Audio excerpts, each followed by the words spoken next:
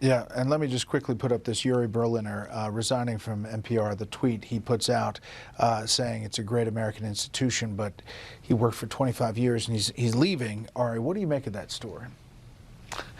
It's not a great American institution. It's a liberal media outlet. He's exposed it as such from the inside. And it befuddles me that for all these years Republicans have controlled Congress, they haven't eliminated federal funding for it yet. So this is a wake-up cry. Stop funding not even 1 penny to NPR. There are enough private liberal media organizations. Why do we have a public one? But he was brave. He was brave to write what he did and to said what he did. I'm glad he did it. It's a battle that's going to be brewing. Panel. Hey folks, Dale Jackson here for Yellowhammer Now, and it is time for us to talk about the funding of NPR, APR, and any other type of public broadcasting that does not need to be done with taxpayer dollars.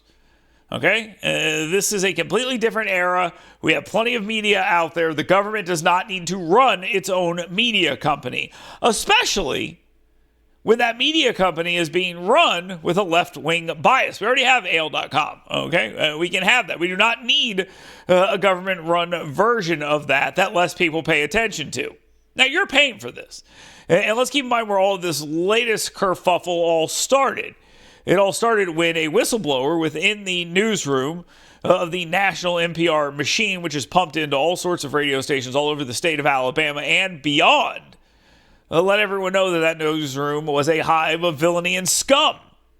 And it was basically all Democrats, no Republicans. Well, that individual was then suspended from his job and then resigned because he's been maligned for telling the truth. The leader of NPR is an avowed Democrat and ready to continue pushing Democrat ideals because that's what they want to do. And there's no surprise there. But here's the question that I have for lawmakers here in the great state of Alabama. What the hell are you doing? What are you doing? Or should I ask, what do you think you're doing? You're spending $10 million a year on public broadcasting here in the state of Alabama. Most people could not tell you where their local PBS channel was on their dial or their app that they use to watch TV. It's 2024. So you got to remember this. And on top of that, if Alabama were to zero it out, which is exactly what they should do, both for public television and for the public radio arm of this, we wouldn't be the first state to do so. In fact, there's a lot of states that are doing it. Let's look at them. North Carolina, Virginia, Pennsylvania, Michigan, Texas, Arizona, Hawaii, Washington, Montana, Massachusetts, Rhode Island, Connecticut. That's just a few of them. They're spending zero state dollars on this garbage. Why? Because it's not necessary. It's a waste of money. It's wasteful spending.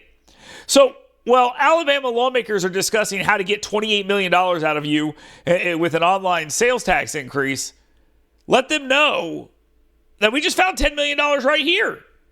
Stop spending it on public broadcasting. There is no reason for that. Stop doing it. Nobody watches Alabama public television. Nobody listens to APR or NPR. And if they do, guess what? They'll survive on their own. They're funded by viewers like you. So just continue sending them the money. And if they stay on, they stay on. If they don't, they don't. That's how my radio stations operate. Why is the government competing against me? Poorly and with more bias. It makes absolutely no sense. Shut it down. And for the Republican supermajority in the legislature, let me remind you of something. NPR, APR, those are all liberal outlets that would slit your throat in a heartbeat. And I don't mean that as a metaphor. I really think the people that work for this network would slip into your house in the middle of the night and slit your throat while you're sleeping.